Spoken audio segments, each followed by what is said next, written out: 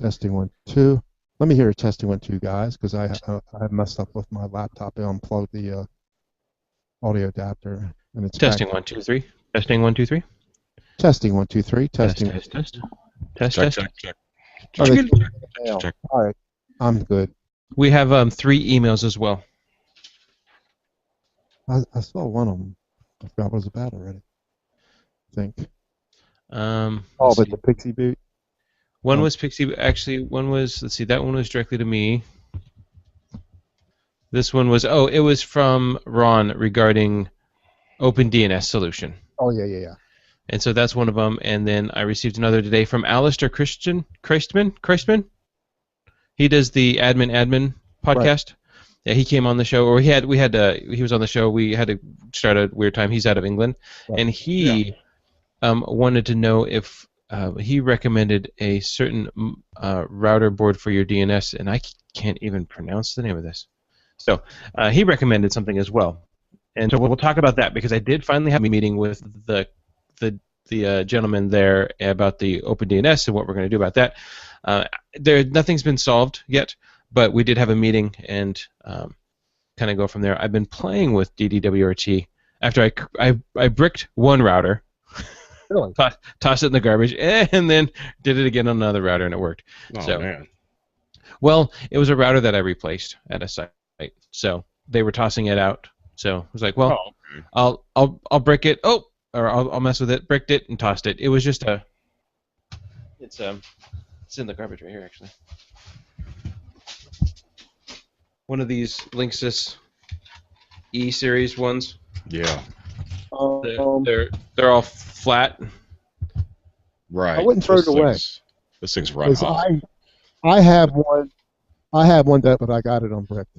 Um, Well, some I'll weird talk. stuff, but I got it on. Yeah, they call it like a soft brick or something, but We'll talk about it. So with all your free time, Martin.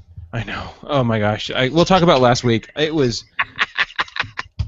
I worked 80 hours straight. Ah. Every time and a half, huh? Yeah. I slept for about 7 hours in that 80 hours. From Tuesday morning at 3:30 till about Friday evening about 7 o'clock. Man. I would get an hour sleep in the car while I was driving somewhere, and that would be my Nice. sleep. Or I'd lay down for an hour. Hey, Mar, I'm gonna come back in. Your audio is you're way out of sync. I don't know what's going on. I just checked my speed. Hi, this is Martin.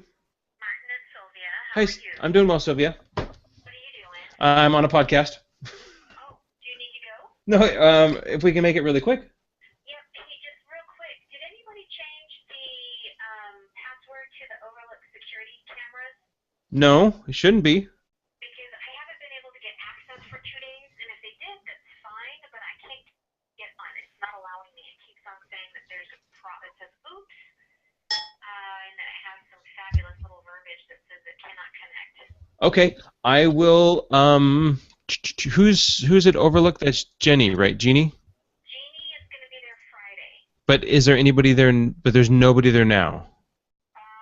There's Tanika. Tanika, let me. Well, actually, but you want to keep it away from that, right? Right. So Okay. you can call Saturday. Well, let me look at Overlook really quick because if Jeannie left her computer on, which it looks like there's that one. Let me jump into this one because if Jeannie's not there, I can jump into Jeannie's computer, which it looks like she left it on, because one of them is the other person's. I'm one of them, and it looks like yes. So the computer's on. I will jump into it tonight, and I'll take a look and then get you the right. We'll see what's going on. Because, like I said, I tried it again, and I'll give you the exact verbiage, but it pops up this thing that says oops, and then I couldn't get into one of my other.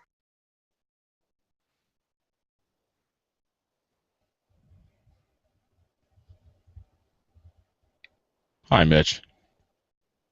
How you doing, Tim? Good, buddy. How you doing? Oh, felt better than yesterday. Man, I feel awful most days. Like I don't sleep, and I was so exhausted at work. I'm like, and I slept good the night before. Well, I feel like I slept good. And when I got home, I ate and laid down, slept for maybe 10 minutes, and then I wanted to play my guitar last night, but I'm working on this old computer I have, giving it away. So I wound up working on there, and then I get to bed 10:30. Still have trouble getting to sleep. Man. And I probably fell asleep after 2, but I feel better today than I did yesterday with all the sleep I had the day before. No. Well, that's something. All right, sorry about that. Not a problem, brother. There's a camera. One of the managers is unable to access the external camera. So. Yeah, we got that much. Yeah. Yeah. We weren't live, were we? We are. Oh, okay. Well, No. You should have given all his passwords out then. I know. It was like 0000000, and monkey 123. A bando, not oh band don't. That's right. That's right. That's right. It's a bando. So, well, I'm ready to go whenever you guys. The password is Martin is your overlord. That's right. Everything's recording. All hail Obando. The recording has started. All right. Okay. Jeez. Oh, that- Buddy Pooper over there. Hey everybody, welcome to Geeksters episode 150. This is a show where we talk about all things geeky. If it's got a computer in it, at some point we're going to talk about it. I want to thank all of our hosts. Well, my hosts here, all the hosts on the Podnuts Network. I want to thank our sponsors as well. If you go to podnuts.com, you're going to notice banners across the top and on the side. Repair Tech Solutions. There's a lot of other hosts. A lot of. Forget it. Let me start over. If you're watching live, that's radio. Actually, I'm just gonna go open up the Podnuts and. Are you gonna do it from the? Yeah, no, I'll just start over again. Fine, that's fine. Hey everybody, welcome to Geeksters episode 150, Sesquicentennial. That's right, we've been here for 150. If you don't like us by now, well, Then you already know it. I hope you already know it. This is Martin Obando. I'm the host, one of the hosts here. Want to thank all of our sponsors at podnuts.com. If you go there, you're going to see Repair Tech Solutions. You're going to see Uno Edition from Instant House Call. Check those out. Just go to podnuts.com. You're going to see the banners there. Hey guys, how's it going? Good. It's all quiet. Nobody answered anything. Doing good, buddy. I'm all right. Good. Well, I hope you guys have had a better week last week than I did. My last week, to put it lightly, it really was awful. Wow. I mean, it was good. Don't get me wrong, because we recorded on. Did we record on Monday? Yeah, Monday. So we recorded on Monday, and then Tuesday morning at 3:30 I got up because I had to get a whole bunch of things to do, and I will go over some of the problems I had as we're talking today. But the world seemed to just crash around Obando computing. I went to bed then Friday evening at 7 o'clock at night. Wow. Gee. I had 2 all-nighters in there, almost pretty much back to back, with about an hour sleep in there. So I slept about 7 hours in those 80 hours, and I had a 9-hour round trip drive to attend. So trying to sleep, that was Thursday night. So sleep deprived. I left Thursday at noon or 12:30, drove 4.5 hours, was there for a couple hours, and then drove back and arrived back home about 2:30 in the morning. So. You just busy or have a lot of fires to put out? Oh man, yes. Yeah. I had a Windows 8 machine completely crash on me. It was a finance machine. So one of the listeners of Podnuts here, a good friend of ours, Steve Sears, he's down he's south of me, called up and his company was having an issue with their Windows 8 machine, and it runs QuickBooks, and they couldn't print checks. It was so slow. So they called me in. I was able to clean it up enough to brought it home, cleaned it up, brought it back so they could run checks. We had to reload it. There was that. That was Tuesday, Wednesday, Thursday, or Tuesday, Wednesday combination. And then on Wednesday, I went to my school that I was working at, and the RAID controller broke. Data not lost. So then there was that problem. This is a hardware raid? Hardware RAID. Well, that's something anyway. RAID 5, so they lost 2 drives. Luckily, we had backup, so we'll talk about that. Then I had to drive for a family function, which was good. But that was, that's 4.5 hours there, 4.5 hours back. And it was just, and then I come home and I think, okay, this is going to be the day where not a whole lot's going to happen. I can lay down for oh, nope, I got to get up and get going. More stuff to do. So I was just, I mean, it was the busiest week that I have had, hands down, in the 3 years that I've been doing this by Wow. myself. Sometimes that happens. And man, I was starting to see things. Like I would look at this computer monitor and it would twitch. So I laid down thinking, "There's no way I'm gonna fall." Yeah. And then I woke up Saturday morning at 6:30. And I was like, "You can sleep." I'm like, "But I'm not tired because I've slept for 11 hours." You ever see the movie Black Dog? Yeah. Patrick Swayze. I think Meatloaf is in there, but it centers around a truck driver. But the Is that Over the Top?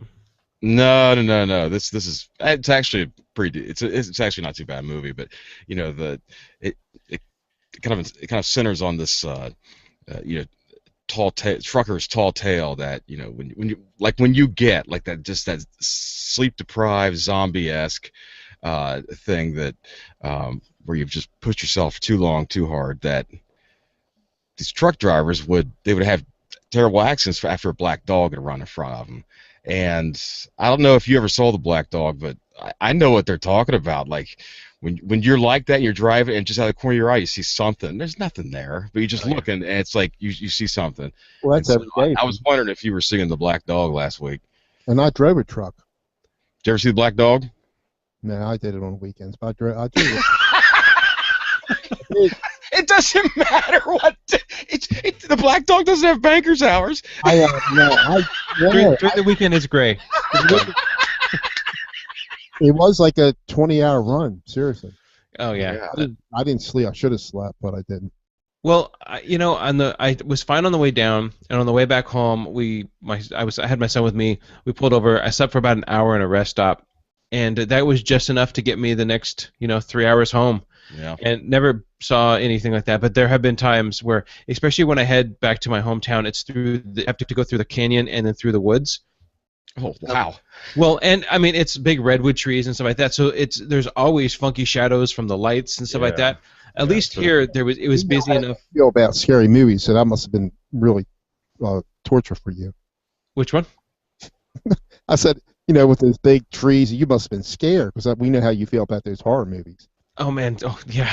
If you listen to Linux for the Rest of Us last night, I was on and we got talking about horror movies, and I don't do well in horror movies. Oh, hands down right now. And we talked about the new Poltergeist movie that's coming out, and I was way too young when I did see the first Poltergeist movie, and it scared the snot out of me. Cool. What could scare you? I don't know. And now the new Poltergeist movie is coming out. It's that damn clown, that stupid clown. That's what scares me. Yeah, I started.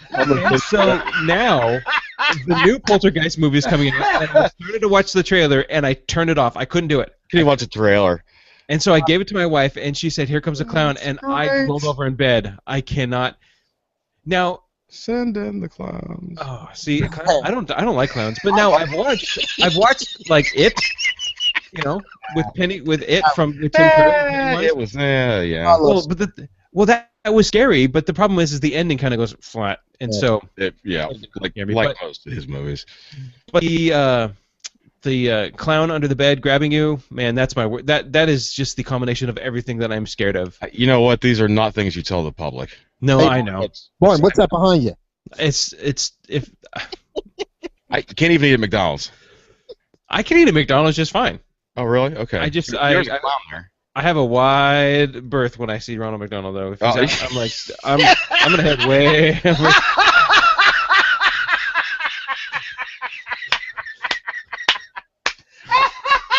So, ladies and gentlemen, this is the Martin is Scared of Clowns episode. That's great. So, anyways, I never did get a chance to introduce you guys. There's Tim Bauermeister and Mitch Heyman there. Hey, guys. Hey, yeah, that's me. So, there we go.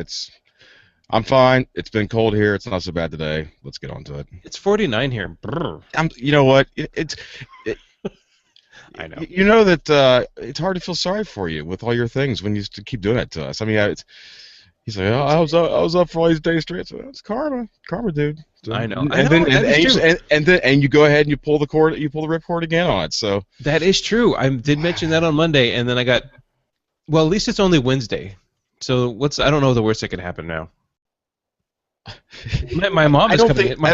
I don't My think. mom's I coming don't in think. town. I don't think karma follows once again the Monday through Friday schedule. Yeah, oh, I'm I don't pretty think sure it I don't does. think karma resets Sunday night. Sunday nights at midnight. Karma says, "Oh, 5 p.m. Friday. Yeah, it's 3:30. I probably don't want to do any work.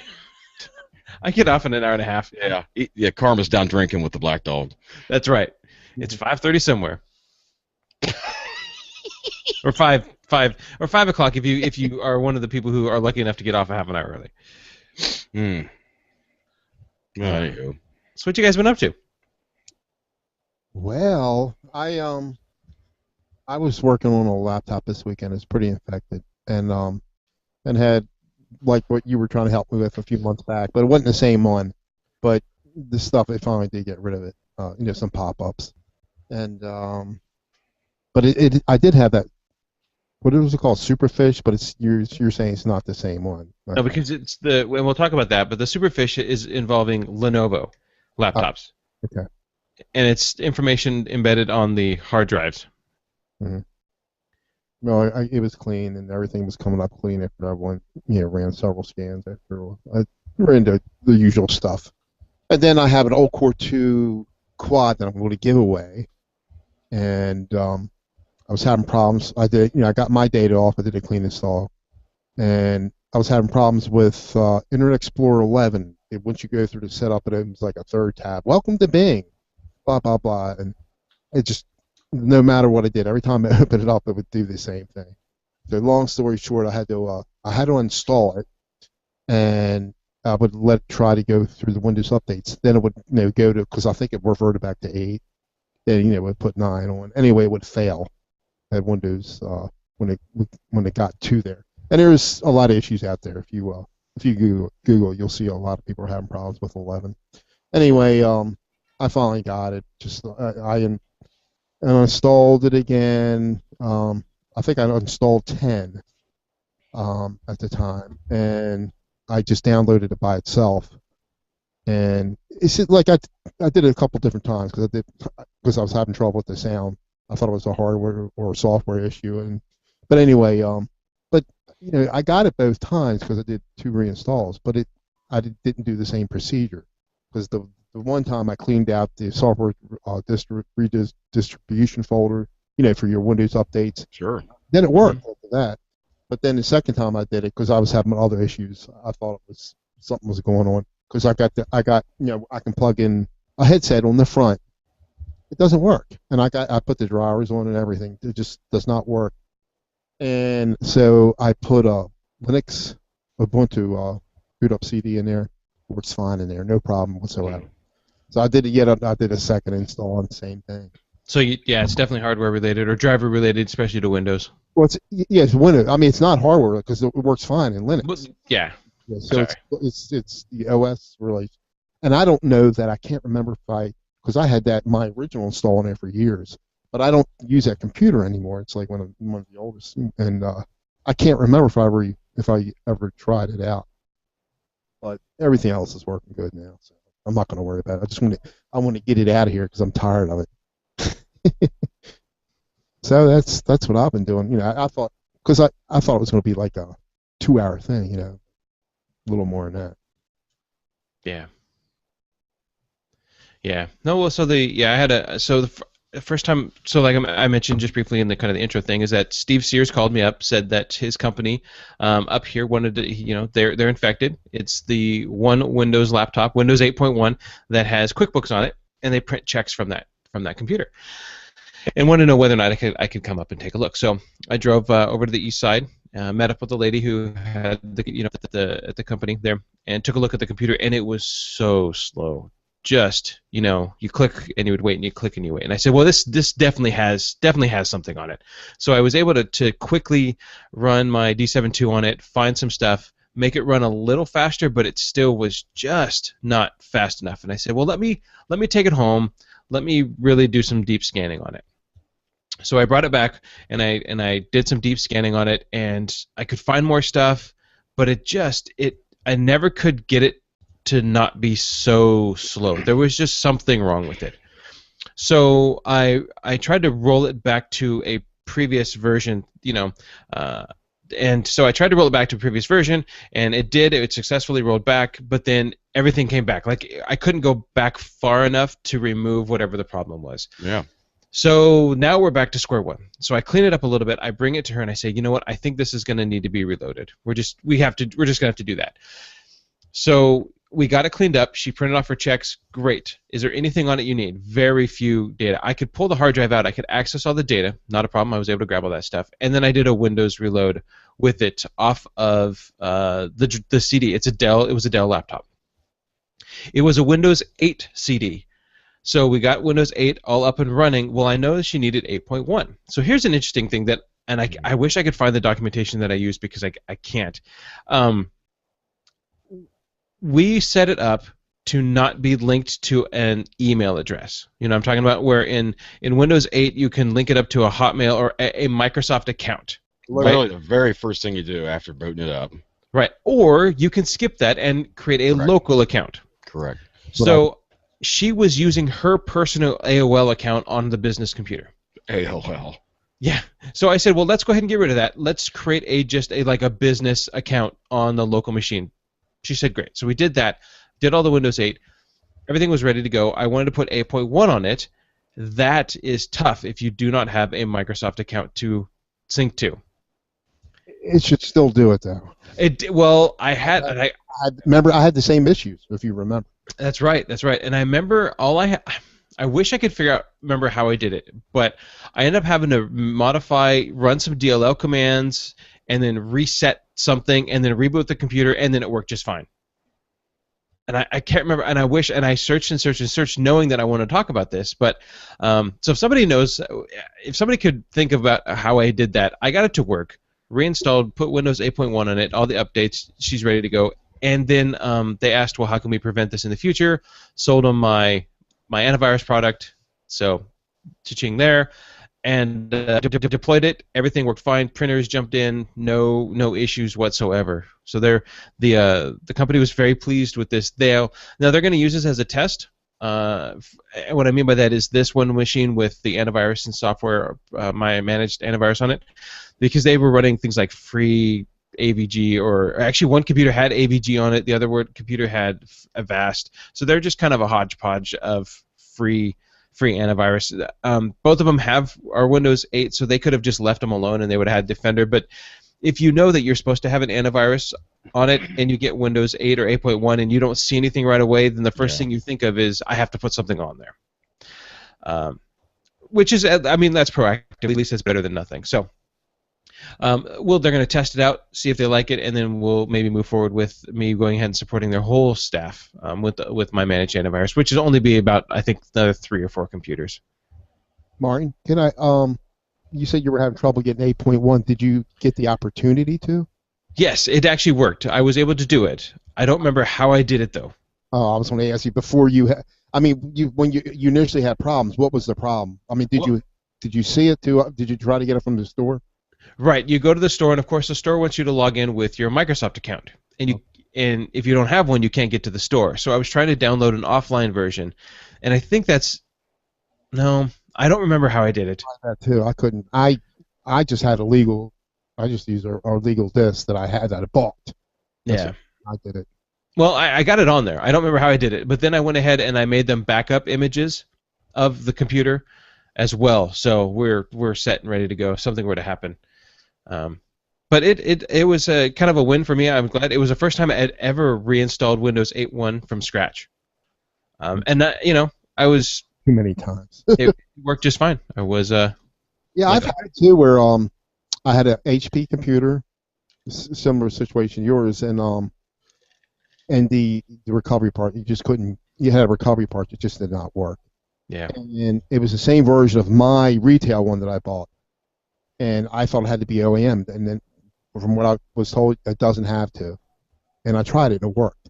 And I got all the way from 8 and all the way updated to 8.1, no problem at all with my disc, the one I bought. But but that other one, when the Sony, where I was trying to get it from, I was able to recover from the recovery partition, but I just could not get 8.1, and it came to me with 8.1 on it. So they originally did have it updated, but I could not get it. But for nothing. But that's the Wow. one I think you were trying to help me get clean. And Yeah, I remember that one. And then let's see, that would have been Tuesday. So then Wednesday, I went into the school that I normally work at. I'm actually going to be formatting tomorrow night 9 computers out of the lab for another purpose, and then bringing them back in, reformatting them again with Clonezilla. And then deploying them back out to the lab. So it's a special function that needed like 9 computers. So in the process of taking all the data because I brought one of the computers home, made the image, in the process of moving the data from my external hard drive to the server, I just noticed it was going slow, and I thought, okay, it's busy. And then all of a sudden, I got one of the ladies from downstairs called me and said, hey, could you come down and take a look at this? I can't access my drives anymore. So I went downstairs and I took a look, and I said, sure enough, she couldn't access some of her shares on that same server. And I thought, okay, it's just being slow, we'll wait for it. And then I got by the time I went upstairs, I heard from multiple people, hey, we can't access our data anymore on the server. Well, it can't. It shouldn't be doing it that slow. I mean, really, it's a decent server. So I go to open up the server, and the drive's gone. The drive is not there anymore. Oh wow. Missing. Physically missing. All right. So I tell everybody I'm gonna have to reboot the server. It's kind of out of place. Reboot. Let's reboot the server. The server. That would explain everything. Right. Yeah. viruses can actually do that? Well, I don't think it was a virus. It's not a virus. So I reboot the server, and the first thing it tells me is that the RAID controller has failed. I have 2 drives in failure. They both failed at the same time. This is a RAID 5, and when you lose 2 drives, it's gone. Yep. And so what I quickly go, well, all right, this is the print server and the sharing server. So okay, what does everybody need? A couple people needed. It's a Google school, so that a lot of teachers have said, well, I'm not going to store all my stuff on the server because when I'm at home I can't access it. So they've been storing a lot of stuff on Google Data. So there's only a couple people that actually had important data they needed like right now. So I quickly grabbed that from CrashPlan. I had a full backup on CrashPlan. I downloaded data. It took me about I think the one person who needed data right now, it took me about 13 minutes to download 1.5 gigs worth of data for her. So quickly did that, put it on her desktop in a folder, said go ahead and use this. Now when we get it set back up, you'll need to drop this back into your drive. She said not a problem. I said, well, I can't fix this right now. So because if it's a RAID controller down, then well, first off, I called up Dell. And when the people who bought this computer, they didn't change ownership, so Dell wouldn't help me because I wasn't the owner per Dell. The school wasn't the owner. They said I had to call this. They wouldn't tell me who it was. So finally, I think we dug through some paperwork enough to be, but they could tell me I was wrong or right, but they couldn't give me the answer. Yeah. So finally, we found a name, and I said, "Is it this?" And they said, "Yes." Okay, good. We got that part. But because it was out of warranty, even if I was able to get a hold of them to Dell, what would happen is they would charge me $300 for them to tell me that the RAID was broken, because I already knew the RAID was broken. Yeah. So I went, grabbed a 2 terabyte drive, put it in the other server, and then it took some time. It took a while to download the 600 gigs worth of data. Redid the shares, everybody's back up and running. But CrashPlan, it's not as fast as if I had a local backup, but all the data was there, and we pulled it right down from CrashPlan. How much data? I mean, roughly. About 600 gigs. Okay, that's a chunk. So, yeah, it took about 12 hours to download everything. Well, that's not bad. I mean, that's a lot of data. Right. That's not bad. And school was in session during the time, so I was using the network quite a bit. So sure. One of the things I wanted to bring up about Clonezilla was that Clonezilla just came out with a new update, and normally Clonezilla comes out with updates, and I think, okay, big deal.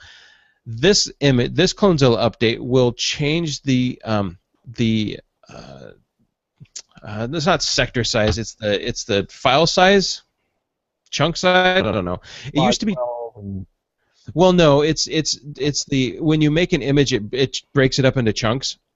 Instead of having one giant image, it can make multiple smaller images, smaller. I can't even files. think of file sizes, I guess. Yeah. For lack of terms, because I can't think of what it's called. Like for example, if for whatever reason you want at one time, maybe you would have wanted to break an image down into a series of files that would fit on CDs, and you could burn a handful of CDs, for example. Right. Right. That would be maybe one application of actually wanting to break a solid, an entire image into chunks. They used to call it spanning. We used to do it on floppy disks. Remember that? Spanning. Yeah.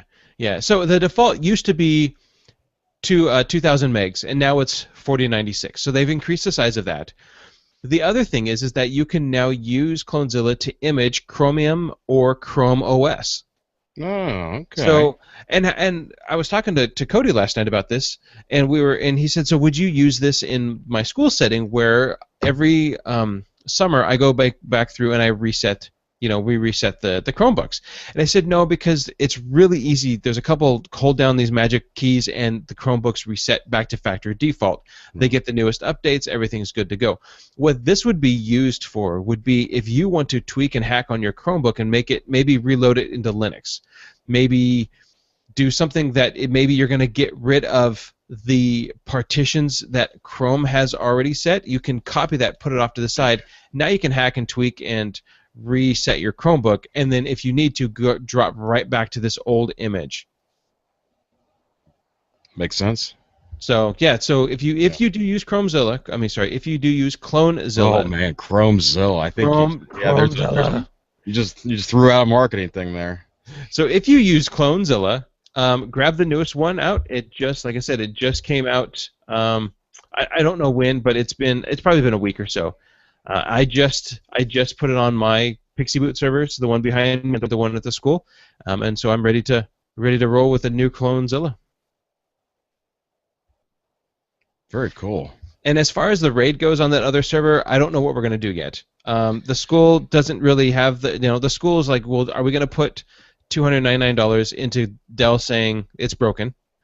We really can't get the data back because it's 2 drives out of 5. The server went out of warranty 3 years ago, so we already know that the server's 4+ years old. Yeah, it's and so they may just say, you know what, right now it's the print server and it's the cloud print server for Chrome, or for the Chromebooks. It's the server that uses that some of the one of the tech teachers RDPs into, so she can use an application that only can work on IE, and she has a Mac. So it's using little things like that. It's nothing major. So what they may do is probably just purchase another server in the next fiscal year, or next year. They have the money to do it. So I don't think they're going to pay the money to fix it. I think we're going to leave it as is with a broken RAID, and we're going to just move on and probably do another RAID in a new machine with some support in it. What broke the RAID again? I don't know. Okay, all right. You said there was a missing drive. I thought there was a drive. Actually, somebody yanked it out and left with it. No, the missing okay. because the RAID broke. Yeah. The drives are gone. The BIOS doesn't see them. Now I haven't spent the time. Last weekend was pretty busy. Yeah. I have to pull the server offline. I haven't run SpinRite on it to see if it'll fix the RAID. I haven't run all of these different tools that I know there's a couple tools that Scott Molden has talked about fixing a RAID. So I haven't had enough chance and enough time to mess with it. Right now there's a Band-Aid on the solution. It's working. Can that work for a while? Yes, because data is getting backed up. Is it the best thing for long term? No, and I am going to be resolving it. Okay. I'm up to speed now. I was just wondering because that's what I had in my mind, and but I didn't know if you discovered that it's a problem with the drives. There's something with the RAID controller. The physical hardware has gone bad, but yeah, okay, all right, that's cool. You haven't got to that point yet. You just got them back up and running again. That's cool. Yeah. Yep. Yeah, and Crash Plan for the win for me on that one. And I hear horror stories about RAID often enough to know that you really have to understand what you're working with. That it has its applications, but you almost should have to put your hand on a Bible and recite before getting any certificates that RAID is not backup. That's not what RAID does. It has that function on the fly, but it's kind of, but it's right. It's not backup. That's not right. what RAID is. It's not what it's not what it does. Don't ever trust RAID. You back up your RAID drives the same as you would any drive, and those you treat as your backups, because when RAID goes away, it often goes away badly, and you're often left standing there with nothing. Right. And it's not like when a normal drive goes bad and you can maybe even recover a lot of data. That data is split over chunks, and you just end up recovering a lot of garbage. Right. Yeah. RAID 5, because RAID 5 uses 4 disks, and the parity, and it's split over all striped over all 4 of those disks, and the parity chip is on A is on 1, B is on 2, C is on 3, D is on 4, and so you can lose 3, but you can't lose. You can lose 1, but you can't lose 2. And as soon as you lose the 2, then yeah. I have a Dell down here, an i5 down here. It's got RAID 2 drives. I guess it's striping. So Right. so if I lose on one, I'm done. Right. That's RAID 1. It mirrors the drives. And that's, mirrors? well, okay, you could do mirror or you can do striping. This one's striping. It's for more. Now, the striping means you can't lose one. You can't lose any of those drives. That's what I'm saying. Yeah, that's what I mean. Yeah, that's RAID 0. Yeah, it just goes back, right here and here, back and forth. And believe it or not, that benchmark's better than I'm on my i7 with the SSD. Oh yeah, because your each drive is only doing half the job. Mm-hmm. Yeah, you're not limited to the read-write speed of a single drive. Yeah, but I thought because being an SSD, it would benchmark better, but it doesn't. Well, you have RAID. That's interesting. You have RAID on an SSD? No. I have 2 separate computers. My i7, the computer I'm on right now, I have it's an i7. It's an OCZ SSD. It does, but when I do this, I use Parkdale. I don't know this utility, and then when I do the same test on the Dell with the i5 and the RAID, I get better benchmarks on that. Right. So RAID 3 is the one that will do striping and mirroring. Yeah. Correct? I'll forget which is which. I can't remember which. Anyways. Yeah, I can never remember myself. I'm always having to use a cheat sheet. What they mean. Yeah. One time I could explain this stuff to you, and I don't even know that. Forget it.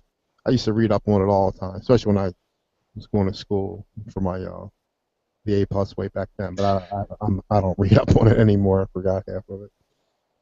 RAID has many amazing functions to it that as far as increased speed of read-write speeds of being able to rebuild a bad drive on the fly, but you start getting into, you have to understand if it's a software RAID, you have there's a lot of things you have to take into consideration as far as mitigating future problems. When things go bad with it, hardware RAID, same thing. You have to understand what can go wrong with it so you can mitigate the problems. There are benefits to having it, but you really do have to understand what can fail with it, because it will fail at some point, and so you just have to have those issues mitigated and know how you're going to address them. SSDs for RAID? I'm sorry? Can you use SSDs for RAID?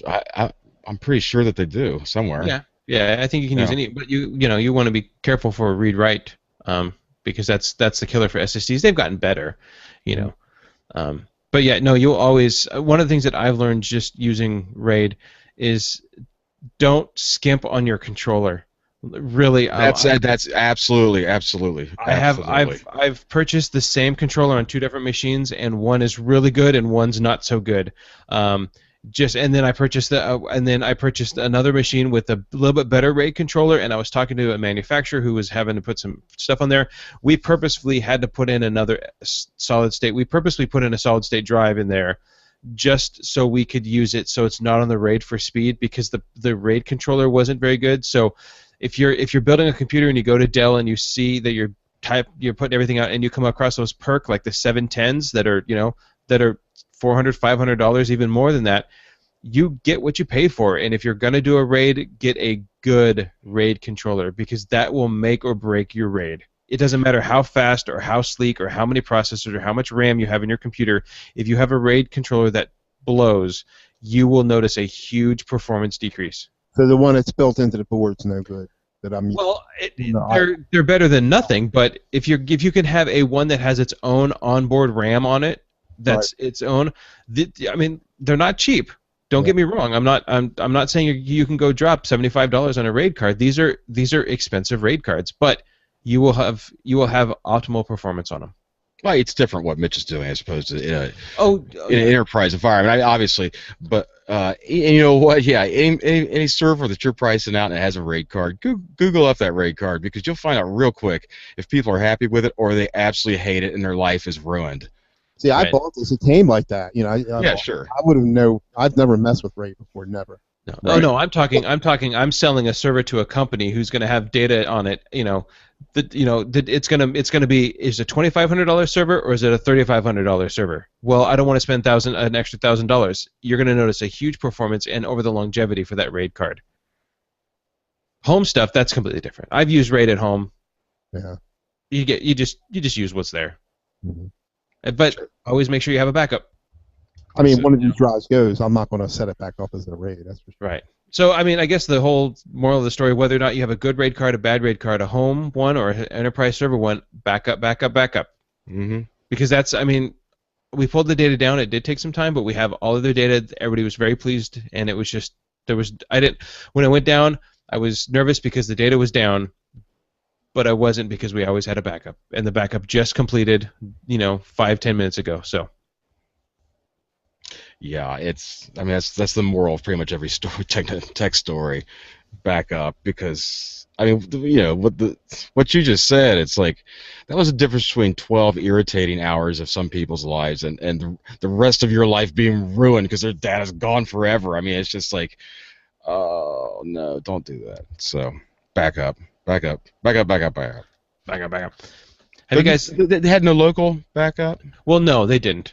Okay, and that's my fault. Well, no, that's not what I'm saying. But actually, I like the whole offline thing. It's like, boom, as long as it's going, it's. But you know what? Even just a, a couple $100 for a little like USB hard drive, sitting next to it that is just capturing images nightly. Yeah. That's not something you would ever rely on exclusively, but you know what? It's kind of like, hey, this is the weakest link in our backup chain, but hey, I might be able to restore this, and if it works, boom, at least you're a few hours ahead of the game. Yeah, that is true. It's just that's something I've seen. I think it's a pretty good idea. Throw it out there. Have you guys noticed that has the weather, especially for Tim, has the weather? Well, it's like 50 degrees here. It's beautiful. My grass growing and. No, really? No, not really. I didn't think so, but that's what I was asking. Has the weather? Not how's the weather? Has the weather? Have you slowed down? Are you still? Do you notice a decrease, or do people stay home and they're just like, hey?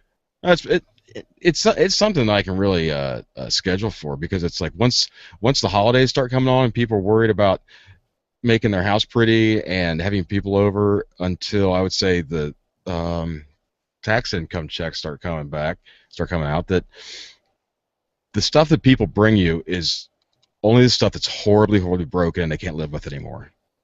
So there's no like discretionary spending on tech. I mean, unless you're, I mean just the stuff that's coming in through the door. So there's still plenty of stuff out there to sell, but you could sell. But I mean, it's just the natural ebb and flow of this is that. Yeah, that's what you're bringing. That's what you're getting. The stuff that people can't live with anymore. Yeah. It's like it every year, and it's kind of nice. I mean, I kind of like the little bit of downtime. I can, since it is something I can plan for. It gives me a chance just to kind of take a break for myself and do some things around the house need tending to. But you know what? The stuff that comes in is usually it's an adventure. The cold weather's not affecting you, Martin, though, is it? No. Yeah, because it's real nice there, right? It's like 50 degrees and you mow your lawn. And compared to nice. It's starting to rain. It's going to rain now. So. Oh, it's going to rain. Oh, yeah, we've had a couple of really nice days. Shame. Light a candle for Martin. It's going to rain. Please do. You got a 7-inch snowstorm Saturday. Yeah, I did too. That was right before it turned. It was 20 below. Right before it was 20.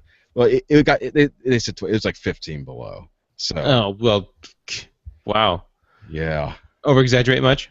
That's with the wind chill you're talking about, right? No, it was it got to 15 below here. I got two below. Did you get 2? Okay, so I'll have to check it. Maybe I did. No, you might be. You're wrong. probably are. But it was very cold for a couple days. You know, it got up to 28 today here, and it's amazing the things that I've become accustomed to, just because it's been so cold for so long that I'm driving the car. I'm like, well, look at that. The driver's window isn't broken. It does still go up and down like at normal speed. I just had no idea. It's just been so cold. Nothing works anymore.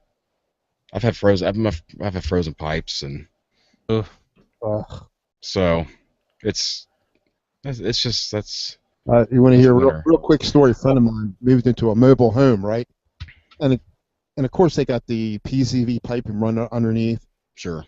So they froze. He had somebody come out from a couple weeks ago, and he put that electric heat. Anyway, it froze again. They came out again. They quit working, and then he flushed his toilet. And how do I say this? Blew up in his bathtub. Oh, backed up. Huh? That's never a good place for your toilet to go. No. It's buried over the floor. Well, I guess so. Yeah, that's true. What do you mean you guess so? I'd rather have it back up into the tub than all over my floor. Yeah. Well, I don't know. I mean, it's kind of potato. Potato about it. Exactly. No, it wasn't any potatoes or potatoes. Feel sorry for him. Just lost there was a story 3 days ago here in Pittsburgh that this is a man possibly involved. It was a guy. He robbed a convenience store, and he escaped police he ran over the Allegheny River. Huh? Was his name Jesus? Was his name Jesus? Allegheny River to freeze over. It's pretty cold. It's the same with here, Codoris. It's not a river. That's cold, man. That's cold. But we got the Susquehanna. It's only about 30 miles. Yeah. Here.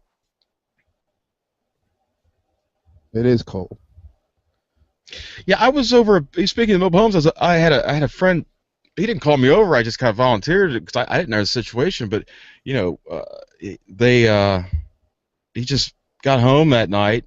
I think. Well, maybe I told the story last week. I can't remember it now. But that they've had a lot of those problems. Long story short, but they were having electrical problems. So they those things. It's like from built in the 70s, and it just wasn't built to handle a lot of load. But they had. A lot of the heater tape wrapped around the pipes that were in the crawl space there, which you have to. I mean, these pipes are going to freeze, and but with that going and a couple space heaters and everything else, it's like that unit just was not designed to handle and it wasn't like they had they were charging their electric car and they were had a disco going in the basement. There wasn't like an excessive electrical. This is just like stuff. This is like keep alive kind of stuff. Having running water and pipes not freezing and bursting and trying to stay warm. So yeah, that's a pretty serious issue. I have a couple pipes that are just. I need to insulate them better. I'd be fine. I'm not crying or anything. There's people that have real issues. Mm-hmm. Yeah. Yeah.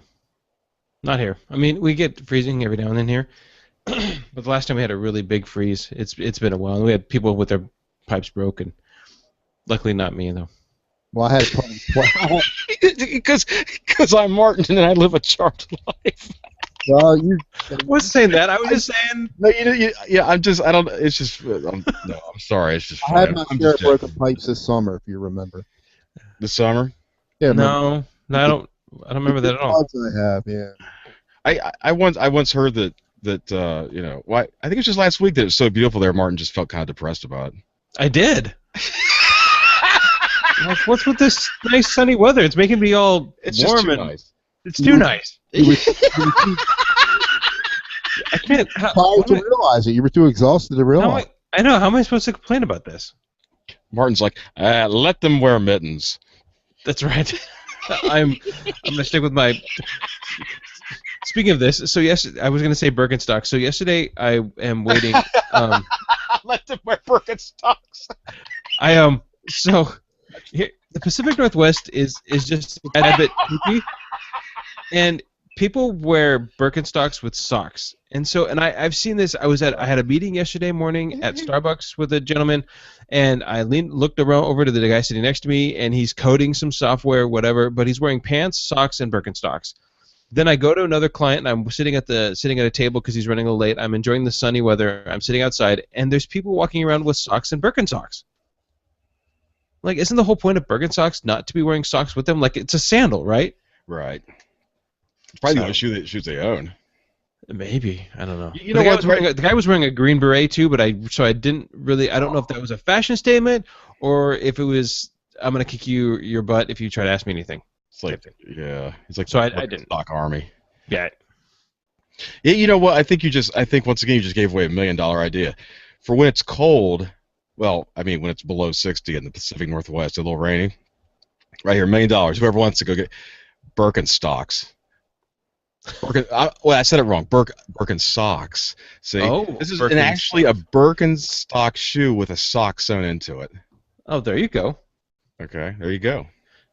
Done. Birkensocks. I'm gonna take a note. Hitting me. I don't know what you're talking about. All right. So I'm gonna go to some email because some of this email is absolutely.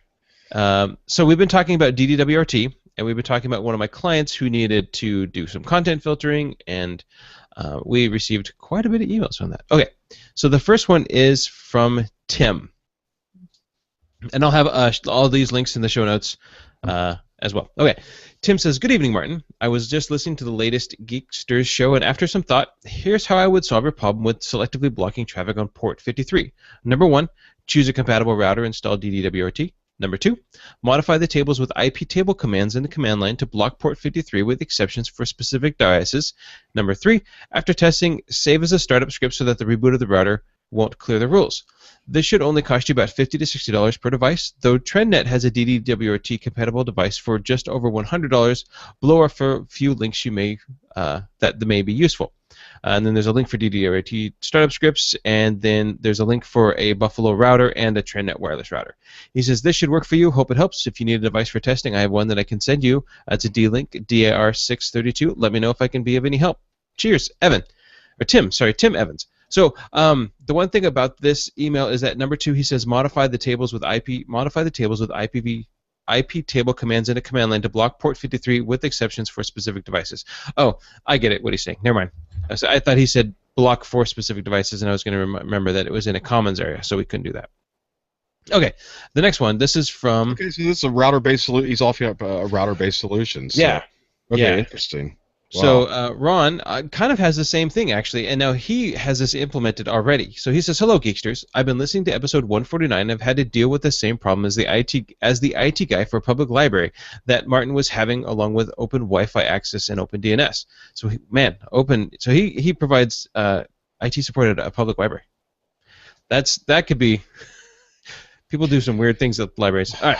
Yes, they do. He says, I have a few possible solutions for you. You can totally lock down your DNS through the firewall on pfSense. It's an open-source, free BSD-based router appliance.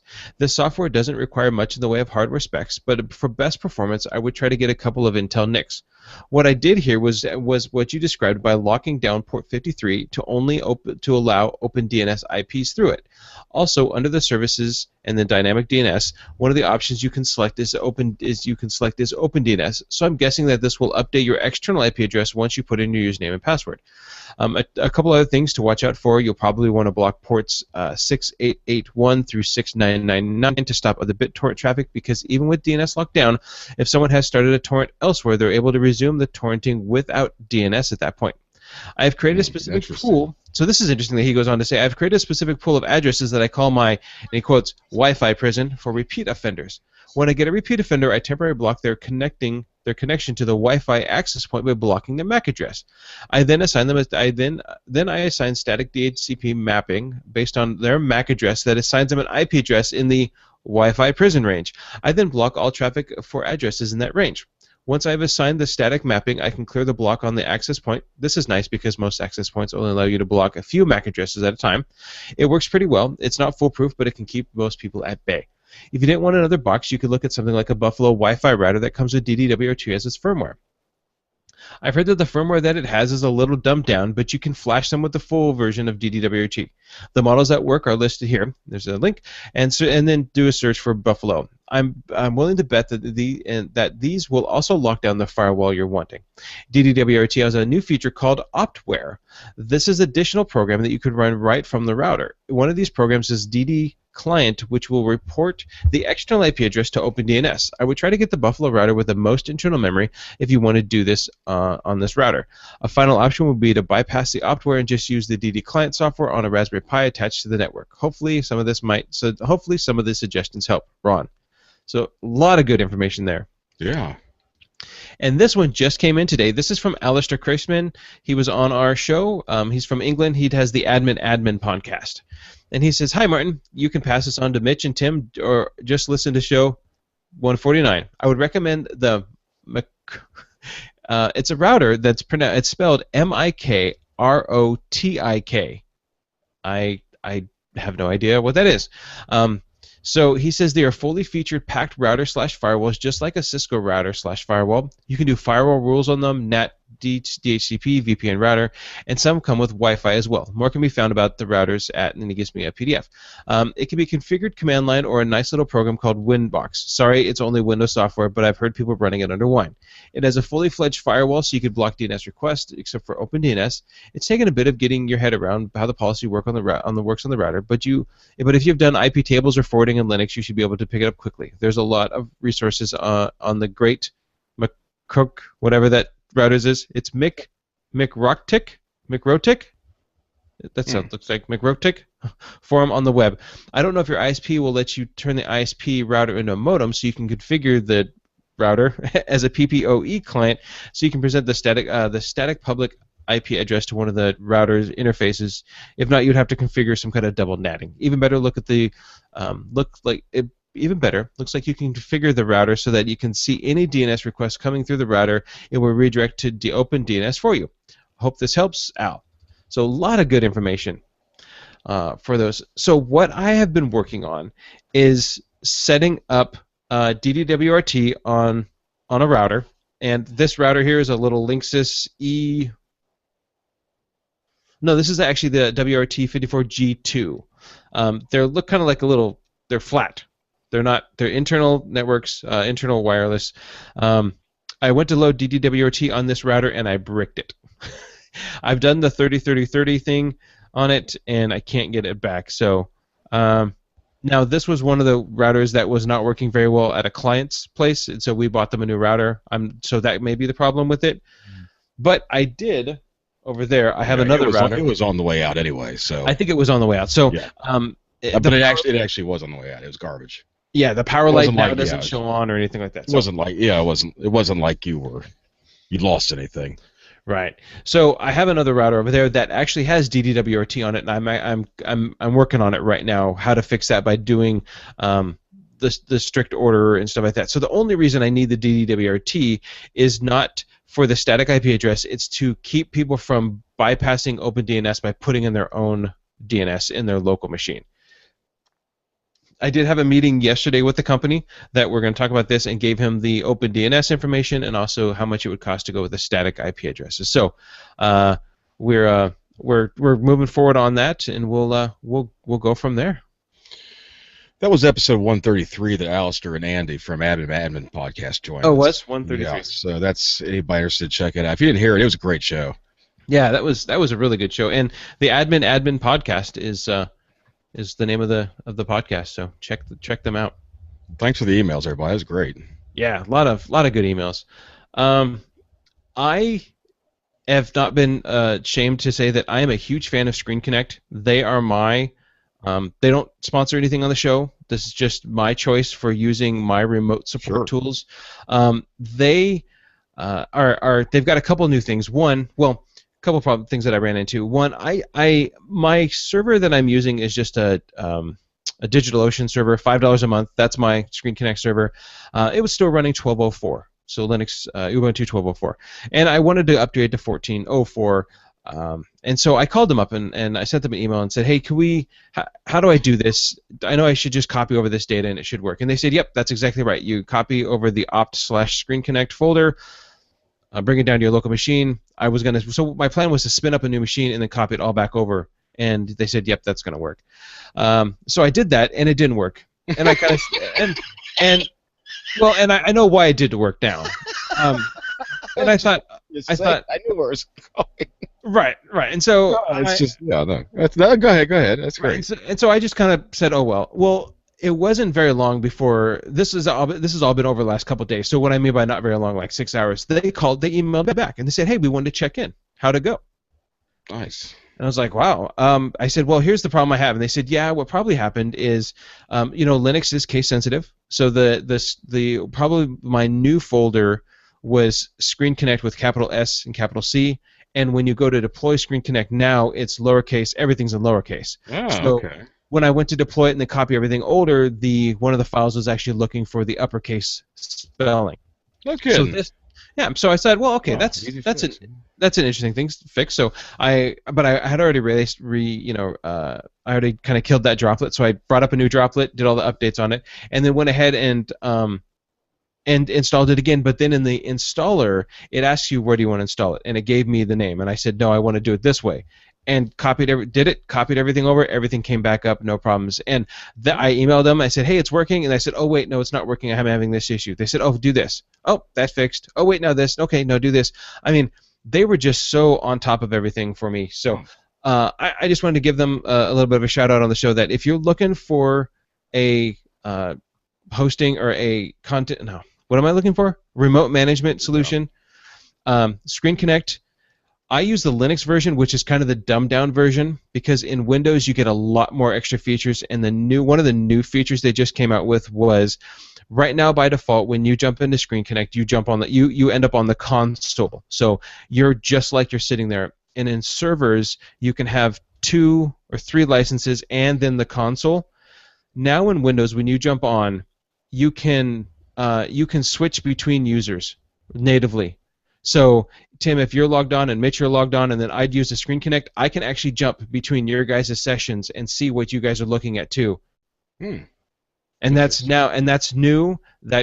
All these extra features that are coming on with this are completely free. So, Screen Connect, you can either you buy the license, and then it's as many unattended installs as you want. The license is per connection. So, you have a license for 1 connection and another license for 2 connections, and the more connections you have. So that's how they do it. So it doesn't matter how many unattended installs you have. I was wanting to do a quick look on mine, real quick. I have 124 unattended installs right now, and some of our servers and some are workstations. You can host it, like I said, you can host it yourself. So if you want to do what I did, where I just have a DigitalOcean droplet for $5 a month is what I pay for it, I host it. Or you can actually pay a different price, and I don't know what that pricing scheme is, but now they host for you.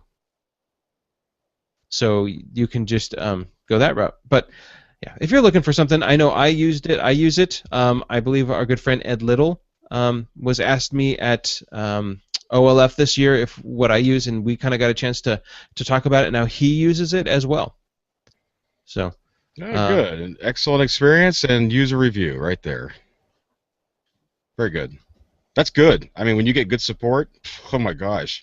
I emailed them, said, hey, this is what the problem is. They said, okay, this is probably what the problem is, and I said, okay. Like I wasn't really. That's kind of where it just lied. I didn't expect them to any less. They answered my question, and that was that. But then they proactively followed up with me to check and see if it was working. And really, his email was, "Hey, I just wanted to check in and see if you got it working." Sweet. So, what's another thing I'm doing? I have a computer in a box behind me. It's my mother's computer. She's unfortunately, anyways, she smokes a lot.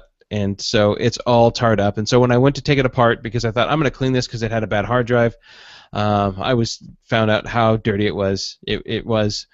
So I bought a new fan for it, a new CPU fan, a new keyboard because my goodness. So I'm putting in a new keyboard, a new fan, and then she needed a new power supply, and I have a new hard drive because we're going to reload the hard drive because her last one was clicking, and then she said, "Hey, it's not working anymore. It's dead." So can't get any data off it. So I'm gonna set her up with probably set her up with some backup on it. Set her up with with what I'll probably end up doing. I'm thinking about trying to maybe just put BitTorrent sync on it and have her just sync to my servers, and then my stuff gets backed up. So whatever she puts in her My Documents, BitTorrent sync just copies to me, and then I go up that way. I know CrashPlan you can share, so that may be an option. I'm going to look into that because you can share you can have people sync to you. So I'm going to see if she can sync to me, and then maybe I'll go up that way. That way her data gets backed up. But I'll put my antivirus on there so she's all protected and safe and secure. What OS? That's Vista. Just buy her a new computer, man. Well, you know how cheap they are. I know. I'm just saying. No, you're right. You're right. They are super cheap, and it's just not. It's not the option right now.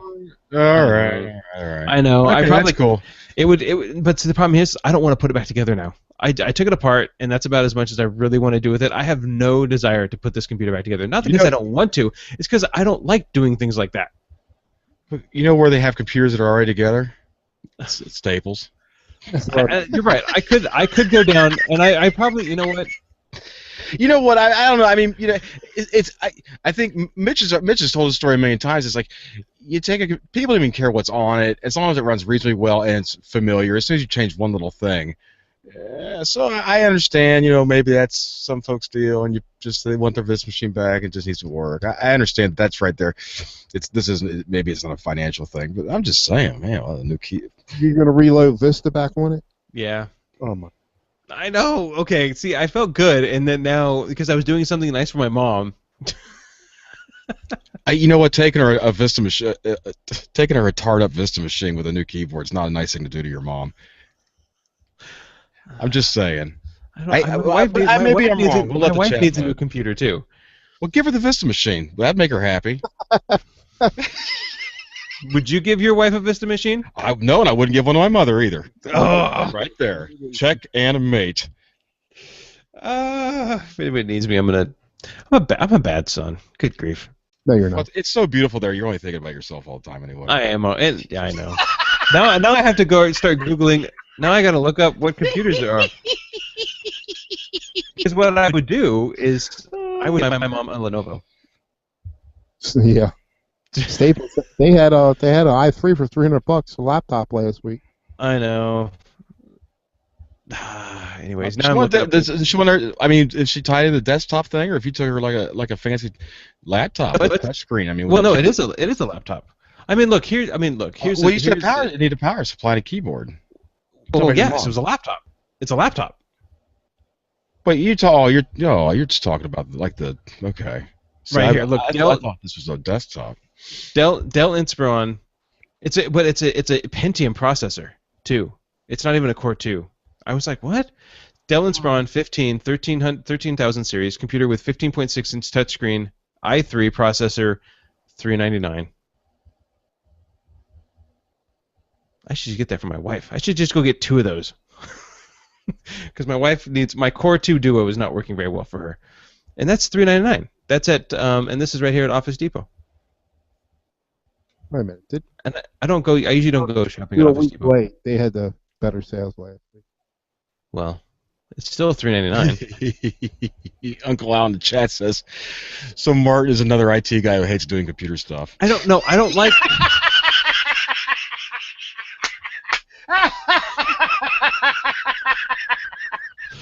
It's not. You know what's funny because I understand what I know what you said. And I understand why what Uncle Al said is funny. I know. I don't like. I took the laptop apart, and I just don't want to do it. I don't like taking laptops apart, and I did it once, and I love taking everything apart and then I'm satisfied. I'm like, and I could send everything from Amazon back. Yeah, don't want it, refund it. Don't want it, refund it. Yeah, that's podnuts.amazon.com. Well, yes. Now I gotta talk to my wife and say, can I just buy my mom a laptop? And she'll say, and then I'll say, I'll get you one at the same time too. But you know what it's gonna be? Then I have 2 laptops that I have to. Yeah, thanks, Uncle Al.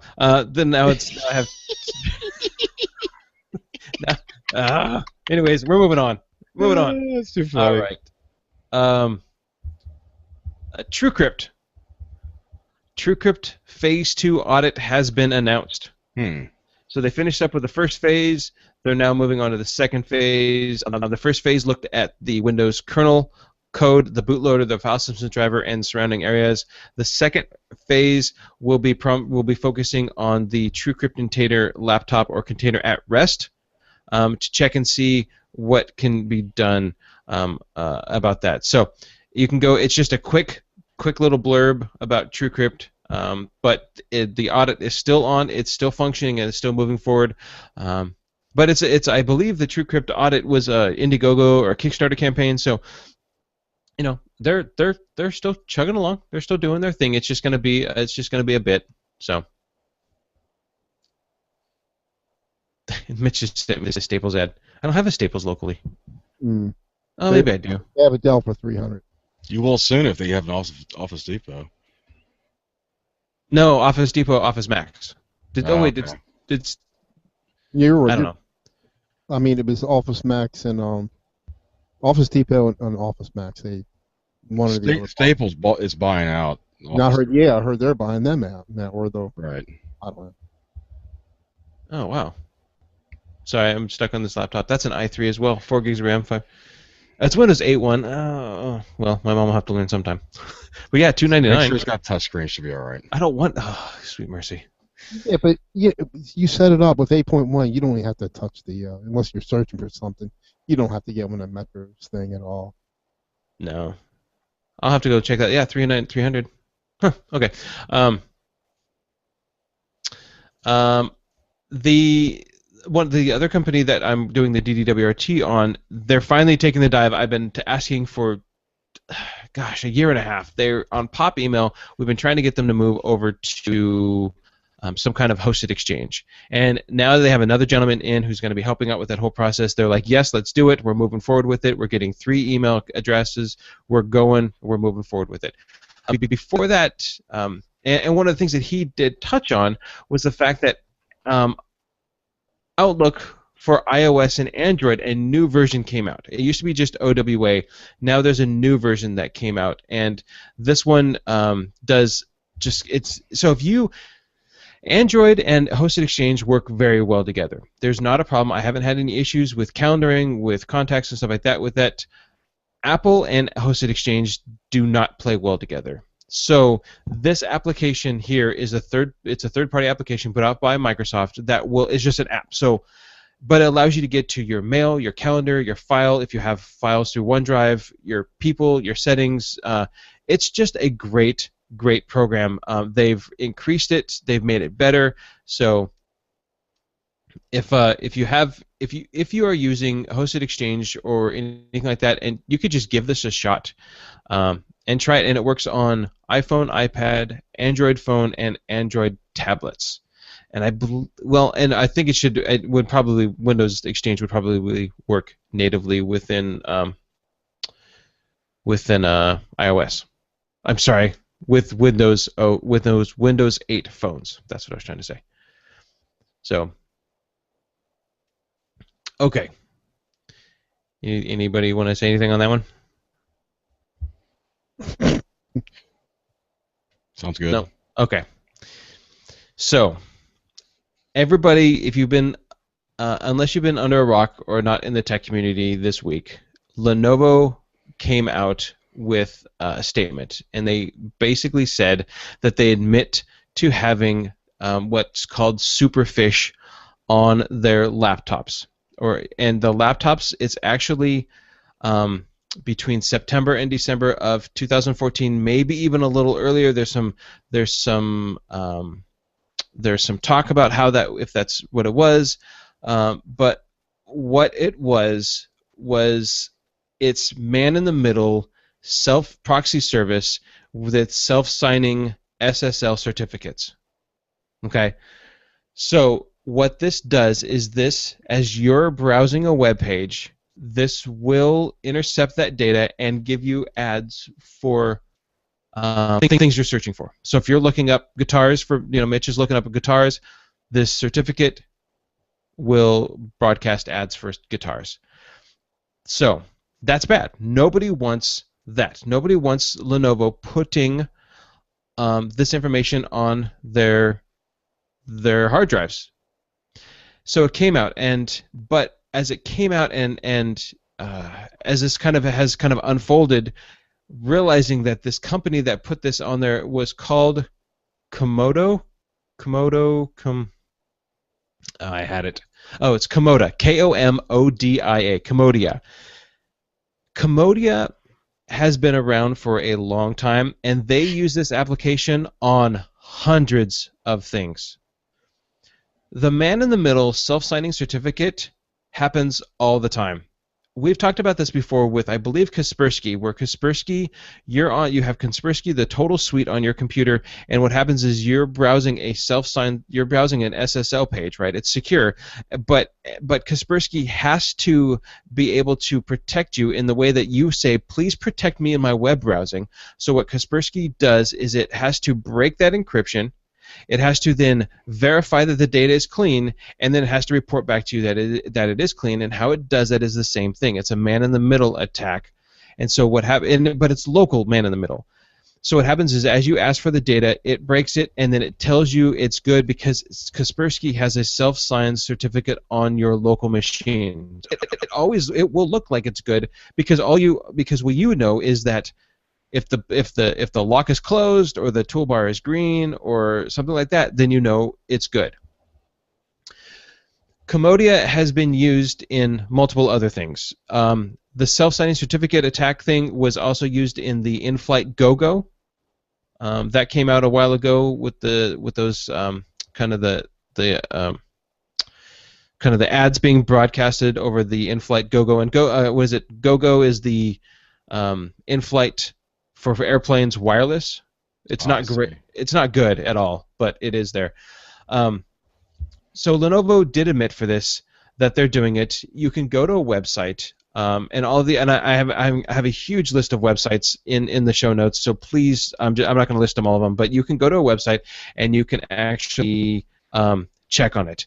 But there's one called Superfish and there's one called PrivDog, and it does affect, from what I heard, it does have something to do with some Macs. So while Lenovo I feel like they kind of became the fall guy for this, and they're going to take some heat over it, and actually their sales will probably drop over this because nobody wants anybody to sell them essentially malware. Nobody, Right. Well, yeah, pre-installed. To what end? What was done with this? Was this monetized by somebody? Steering these ads, or I mean, what was the point of it? Well, there was no. They said there wasn't any money So why wasn't? Why was it there? What was the I mean, if it was just a really bad decision by somebody to, improve the user's experience as they're browsing, I like I said, very bad decision. I mean, I see where that was like a feature, a stupid one. But I mean, that's what I'm trying to discern here. Was it something like that, or was it something where it was actually like an unknown little bit of malware and somebody monetized it somewhere? There has to be money somewhere. That has to be this. I mean, there's got to be somebody has to make money somewhere on this. But that's not the kicker though. Here's the problem is that when you have what determines, and this is why internet security works so well and why we have the problem with the crypto locker virus is because there's a public key and there's a private key. You know what your public key is, but it references the private key, correct? And the private key you shouldn't know what that is. That's locked up somewhere. So the problem is that you need the two to be able to decrypt data. That's how the SSL certs work. That's why Crypto Locker was so good, because it took those keys and it said, great, we have your data. Now, theoretically, what they said was that if you didn't pay them, they dumped the public key. You're stuck with the private key, or vice versa, and you can't do anything about it because you only have half the key. Okay, so when you have a self-signing certificate on your local machine, you have to have both of those things. So the problem is now you have both of those things on your one machine. Okay,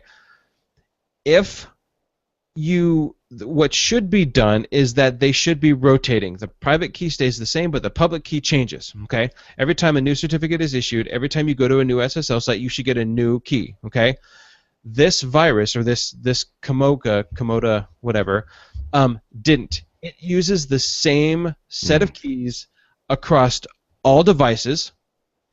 it uses an encryption that has been thrown out by security researchers 10 years ago because it's so terrible. And the who did it? Some I can't think of who. Robert Graham was able to crack the key in 3 hours because you know what the password for the key is? Zero, What was that? zero, zero, zero. No, it's the name of the company, Commodia. Oh, how nice. So I don't, I've heard from people who are said, that's it, I'm done. I'm not gonna talk about Lenovo's again. I think they're they've lost all credibility, and I get that. It's so stupid. I get that. So stupid. I think, this whole thing is just the password's a company's name. I know.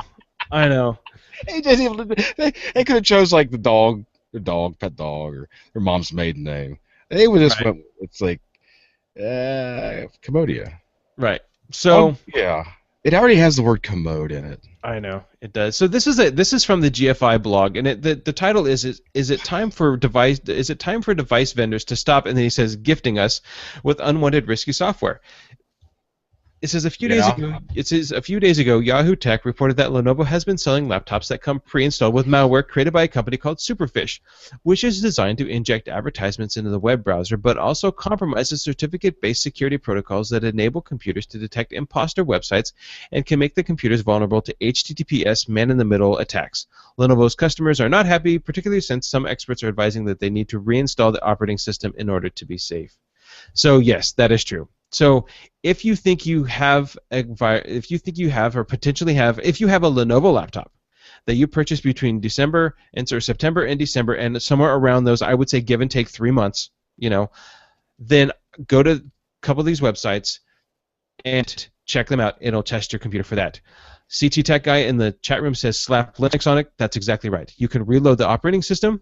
You can put a new hard drive in it. You can wipe it and reload and put Linux on it. That clears all of that out of there. But most people don't want to do that.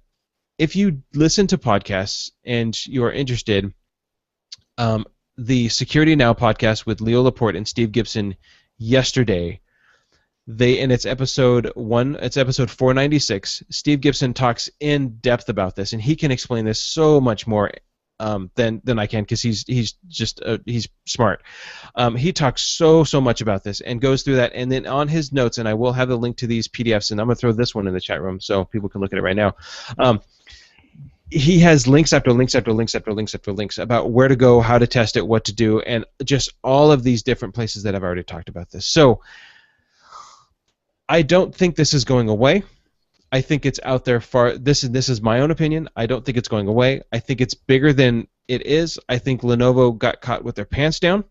I think Lenovo's going to take a majority of the heat from this, but I don't think this is in nowhere the first time it's ever been used, because we already know that other devices do it. There is a link, and I don't know where it is. I have to find it, but you can, and I believe it's actually a Steve Gibson link where you can go and you can test whether or not your antivirus reports back the sign cert from the place that you went to or its own sign cert. And I will find that and put that in the show notes too. So it's not the first time this has happened. It's not going to be the last time. And because this is so used, you can actually go to a YouTube website that Comoda has, and it's their sales pitch. And they basically, all it is, why should you guys, why should you already create something that's already been created? Take our stuff. It has a free 14-day trial. It's an APK. You wrap it up, or you wrap it up in your own package, and you distribute it as you wish. So Lenovo didn't create this. Lenovo just took something that was already out there, bundled it up, and threw it on their stuff. Was it a stupid decision for Lenovo to do that? Of course. But every company is looking for another way to make a dollar. I think Lenovo got caught with their pants down. I don't think they're the only company doing this. And I think more and more, as we find out, as things go on, I think we're going to see more and more companies that are interjecting stuff. Steve Gibson made a point yesterday saying at some point there may come a time where your ISP will require you to put a self-signed certificate or some kind of a certificate in your keychain on your local machine so you can access the internet. Because it's going to go everything, because they're going to say if you're not going through us, then you can't get to the internet. So, or along those lines. But check out yesterday's Security Now podcast, and he does a great job with talking about all of that. And this isn't the only. Lenovo's not the only one to use this Komodia software. No. It was actually used in other scenarios. Is this right that Lavasoft used it in Attaware? Probably. Oh my gosh. Malwarebytes. I don't know if they use the same one, but Malwarebytes, their web. If you buy the pro version of Malwarebytes or even use the trial version, it says scan my web pages. It's basically. I know man in the middle sounds destructive but it is what it is. Whether it's an external man in the middle, like somebody sniffing your traffic as you try to get from your site to Google, or whether your local machine has a man in the middle, and whether. Does that make sense? Whether it's man in the middle internally or externally, it's man in the middle. It's different if you've authorized a man in the middle to look it over, as opposed to somebody putting one there secretly. But I'm not sure that people know that they've authorized it. Whenever you have any kind of antivirus suite that says scan my web traffic, you're authorizing essentially a man in the middle attack. Well, I don't think, but if you explain the nuts and bolts of it, I don't think you get very far before eyes glaze over. Oh, sure. I mean, those of us who understand the implications and we might see cause for concern, but basically it's like, well, what do I care? I authorize somebody. Right. I told to do it. It's like everything you're saying. That's what I told to do. So what do I care? Right. But yeah, I mean, it's the problem you're running with those is that you never know because if you say, let me go to site XYZ, but site XYZ gets compromised because their certificate is bad, you go there, but your antivirus will tell you it's good because you're seeing the antivirus's green light, not the site XYZ's red light.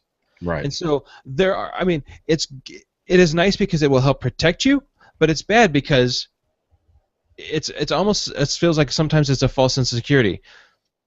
And I could be wrong on this. And if I am not a security expert by any means on this. I like talking about security and I like learning about security, but I am not a security expert. So, if you're listening to this and I am wrong, then please let me know. I'm not afraid to go back on something and saying I was wrong on that. And well, look, I think we can discuss and debate it, and we're obviously understand the implications of it. Like the average user, they live their lives with a false sense of security. I just don't see a sell in this one. So, yeah, this is troubling. Yeah, it definitely is troubling. And very interesting here. I see that. The headline is Attackers Protesting Superfish Debacle Hijack Lenovo Email and Spoof Their Website. That's interesting. Right there. That's interesting. They basically jacked up their web host and took control of everything briefly. And that's an interesting story to look at there. Yeah. Yeah, I heard about that one today.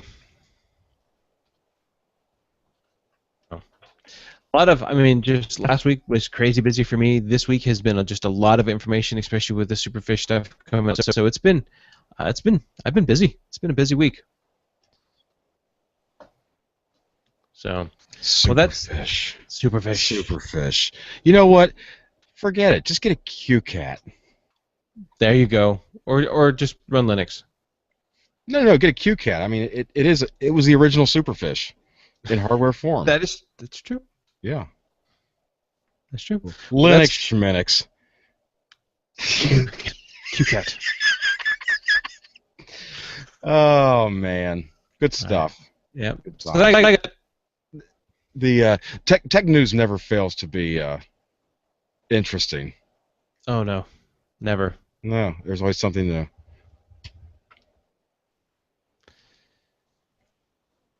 Oh yeah, Uncle Al said not as bad as the U.S. and U.K. hacking the Netherlands SIM card maker. That's a whole, yeah, that's a that's a big. If you listen to today's or yesterday's Security Now, he talks about that too. That's a oh man, that's a whole nother can of worms. Well, if you're interested in that, go check it out. It's anyways, if you have the PDF, the notes, it's basically Gemalto is a multinational firm that makes chips for SIM cards. AT&T, T-Mobile is in $2 billion a year. Anyways, the encryption keys were stolen, so now the encryption keys were taken by the government, GCHQ, which is basically the European version of the NSA.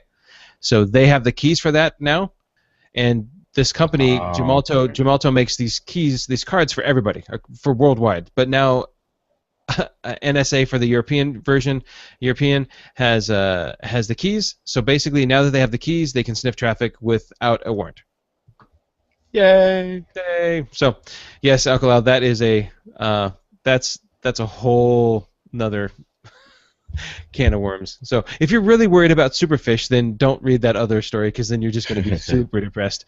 You're going to not turn on your laptop. You're going to break your cell phone. We're going to go back to tin cans and homing pigeons. That's it. Yeah, if you talk on your cell phone, just get like a long cardboard tube and put some like wax paper over the end. Yeah, it's all girl, and everybody, they won't understand a word. It's all right. No. It'll be great. All right, guys, what do you think? Should we call it a wrap? Yep. Absolutely. And if you're worried about being superfished or being tracked or anything, you know what? Just Google puppies over and over and over again, and then eventually everything will be puppies, and you'll be happy. Or reinstall. That's what I would have done. Right. I was looking at some of Lenovo's laptops. Seriously, almost bought one. Well, I don't know. I really like my Lenovo. So. Yeah, but that's the first thing you did is. Well, yeah, I didn't even put the stock hard drive that came with this. Well, first off, I bought it way before then, but the stock hard drive that came with the box up in my closet still. I pulled it out, put an SSD, and went right to Linux. If I put the stock hard drive in, it's going to ask me to welcome to Windows and go through the whole prompt like it's a brand new computer, because I bought it, pulled the hard drive out, put a new one in, and started. I didn't even turn it on. You have it installed in your mic. Think so? Is it? Am I? You're having here? Little stutter. You're having internet. Oh, well, I'm sorry, guys. But the video's good. That's what's weird. Well, at least that looked good. I mean, you know what they say. People will assume you're a fool until you open your mouth and prove them right. It's Lincoln. That's me. I thought it was Reagan. Lincoln said that. Oh, Lincoln. Better to be thought a fool than open your mouth and remove all doubt. There you go. Say that. Oh, I'm sorry. All right. Okay, guys. Well, Tim, if you want to get a hold of you, what's the best way they can do that? I'm Tim Bauermeister from the G+. My lovelies. Wow. There it is. Mitch, if people want to send us an email, a voicemail, a homing pigeon? Yeah. Maybe not a homing pigeon. Yeah, contact us at geeksters@poduts.com, and we thank you for the emails we've been getting. And send us a voicemail. We haven't had one in a while at 7076-PODNUT. That is 707-676-3688. Nice. I'm Obando on Google+. I'm Martin at obandocomputing.com. I'm Obando Computing in the chat. Thanks, guys, for coming out and hanging out with us for another episode, our sesquicentennial version of Geeksters. Wow. I like saying that. 150 episodes. So I'm going to raise a virtual glass of ones and zeros for another 150 more. Okay, you do that. All right, guys, have a great week, and don't forget to be gruntled. All right, guys, talk to you later. Bye. Very, very good. All right, guys, I have to go. My son we have a meeting that we got to get to. But thanks for hanging out with us, everybody. That's what I said. Oh, I'm sorry. My son has a meeting. No, Oh. But you'll see what we're talking about if you listen, because it's going to pick it up. And Is it this mic? that's not it's internet problem. It's not. It's just like periodically, a little stutter. Unless you were actually doing that. I may have. But it's not going to deteriorate. We could tell what you're saying. Famous last words. So. All right, Tim, Uncle Al forgot us. Reminded me about Tim's Corner. Oh yeah. That? We forgot Tim's Corner. No, you know what? That doesn't need to be a weekly thing. But I mean, that's something I will volunteer from time to time because I continue to discover interesting things. All right. Well, he'll bring it back when he wants to bring it back. Lay off. Just kidding. All right, guys. Thanks. See ya. Bye, Bye. Ted. Bye, Martin.